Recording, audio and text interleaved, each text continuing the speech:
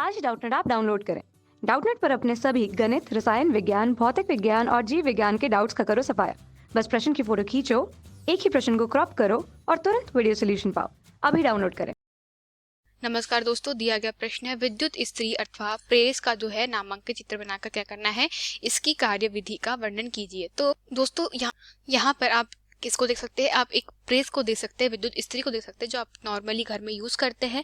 ठीक है, तो आप यह जो देख रहे हैं आवरण पीले रंग का, यह क्या है, यह कुचालक पदार्थ का बना होता है ताकि बाह्य जो हम लोग कह सकते हैं प्रेस के अंदर के जो तापमान को क्या कर सके, उसको जो यूज कर रहा है व्यक्ति, जो उसका उपयोग कर रहा है, उसे उस तापमान से और उसके अंदर जो प्रक्रिया चल रही है उससे क्या करते हैं, सुरक्षित करते हैं, इसका आवरण तैयार कर दिया जाता है, जिसे क्या कहते हैं, जिसे कहते हैं यह जो है हमारे पास में यह क्या है, हत्ता।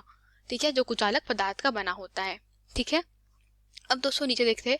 इसके बाद आप देख सकते हैं कि यहाँ पर यह आपको एक पेंच जैसा कुछ दिखाई पड़ रहा होगा। ठीक है दोस्तों, तो यह क्या होता है, तापमान नियंत्रक होता है। ठीक है, तापमान नियंत्रक जो क्या करता है, जो प्रतिरोध के मान को क्या करता है, नियंत्रित करता है, अर्थात प्रतिरोध के मान को बढ़ा देता है और प्रतिरोध के मान को कम कर देता है। और जो प्रेस का सिद्धांत होता है वह प्रतिरोध को कंट्रोल करने के सिद्धांत पर ही कार्य करता है। अब इसके आगे हम लोग देखें दोस्तों, जो उसका तीसरा जो भाग होता है वह क्या होता है, उसे कहते हैं बाई मेटेलिक स्ट्रिप। क्या कहते हैं, बाई मेटेलिक स्ट्रिप। और यह जो दोस्तों बाई मेटेलिक स्ट्रिप क्या होती है, यह तापमान जो स्ट्रिप होती है वह क्या होती है, तापमान नियंत्रक के आप देख सकते हैं छोर से मिली होती है, जिसके कारण क्या होता है, यहाँ पे जब उसको घुमाया जाता है तो क्या होते हैं, प्रतिरोध के मान क्रमशः इस बाई मेटेलिक स्ट्रिप के थ्रू कैसे होते हैं दोस्तों, बदलते रहते हैं। ठीक है, तो यह बाई मेटेलिक स्ट्रिप किसके लिए उपयोग की जाती है, यह प्रतिरोध के मान में परिवर्तन के लिए उपयोग में लाई जाती है। इसके बाद में अगर बात करें दोस्तों, अगला जो है हमारे पास में वह क्या होता है, यह होता है स्थायी इसको क्या कह सकते हैं, स्थायी संपर्क कहते हैं।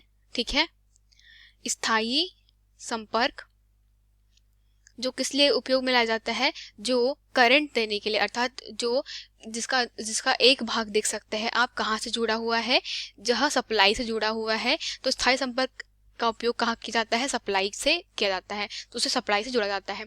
इसके बाद में आप देख सकते हैं नीचे यह आप कुछ मुड़ा हुआ तार दे सकते हैं, जो बहुत अधिक मुड़ा हुआ है। यह जो तार होता है दोस्तों, यह तार किसका होता है, यह तार नाइक्रोम का तार है। ठीक है, और जो नाइक्रोम का तार है दोस्तों, ठीक है, जो नाइक्रोम का तार है उसका उपयोग किया जाता है, और जो नाइक्रोम का तार है उसका उपयोग, मुख्य उपयोग इसलिए किया जाता है ताकि जब भी इसमें धारा प्रवाहित करी जाए इस नाइक्रोम के तार में, उसमें क्या होता है दोस्तों, धारा प्रवाहित करने के पश्चात इसमें जो प्रतिरोध है उसके कारण क्या होता है, अधिकतम जो भाग है इसका वह कहाँ के, किसके रूप में, ऊष्मा के रूप में क्षय होता है।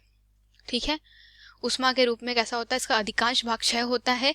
तो इसी ऊष्मा का उपयोग का जो हम लोग कह सकते हैं, इसी सिद्धांत पे क्या किया जाता है, इसी सिद्धांत पे विद्युत इस्त्री का उपयोग किया जाता है। अर्थात मैं आपको कुछ समझाऊं इस प्रकार। तो दोस्तों जैसे कि आपने यहाँ पे नाइक्रोम का तार देखा जो कुछ इस प्रकार से था। ठीक है, तो जो यह टेढ़ा मेढ़ा तार आपने नाइक्रोम का तार देखा और मैंने कहा कि इसी में क्या होता है, ऊष्मा का क्षय होता है। तो क्या होता है, जैसे ही क्या किया जाता है, जैसे ही इसमें धारा का प्रवाह किया जाता है, या आप देख सकते हैं यहाँ पे क्या किया जाता है, यहाँ पे कुंजी होती है, तो कुंजी को दबाने पर जैसे ही धारा का क्या होता है, प्रवाह होता है। तो धारा क्या होती है, इस नाइक्रोम के तार से प्रवाहित होती है।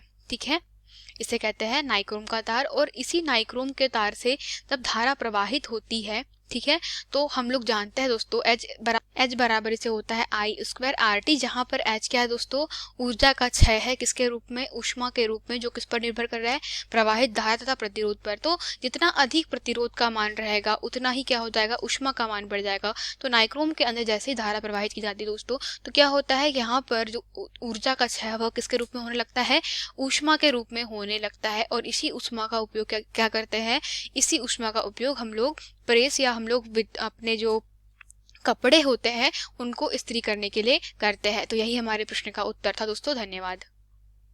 कक्षा 6 से 12वीं से लेकर नीट, IIT, जेईई वो एडवांस के लेवल तक 1 करोड़ से ज्यादा छात्रों का भरोसा। आज ही डाउनलोड करें डाउटनेट ऐप या व्हाट्सएप करें अपने सारे डाउट्स 8400 400 400 पर।